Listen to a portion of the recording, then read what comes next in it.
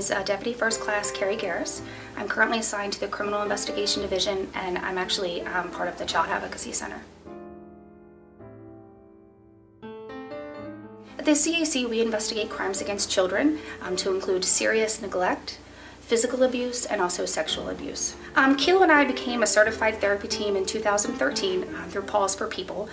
We started, actually, it was just a volunteer thing that him and I did, and we started visiting at the Child Advocacy Center in Cecil County.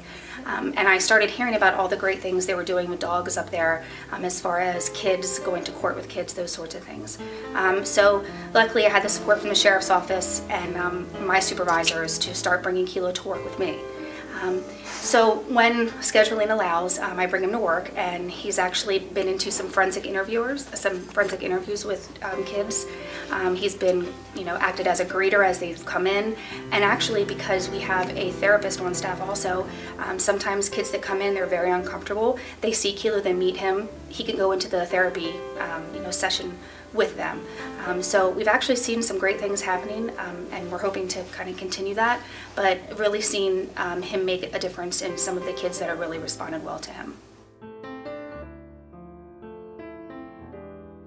This job is important to me because I feel as though there are some people that don't have support, can't speak for themselves, and I like being able to help people and also to help someone reach a resolution or a solution to whatever it is that's happening.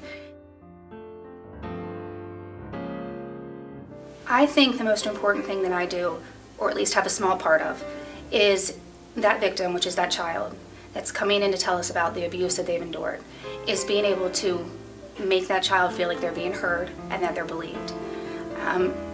We've seen a lot where, unfortunately, the caregiver of the child may not support that child or may not believe that child, but to give that child an avenue to really talk about what happened, regardless of what may happen down the road as far as a criminal investigation, but to be able to really let them be heard and let the families know that we're here for them and that we're here to help them. Personally, for me, the best thing that I can see happen is for me to have a small part in someone getting arrested and going to jail for harming a child. When I first graduated college in 2001, my major was sociology, and I was leaning towards the field of social work at that time.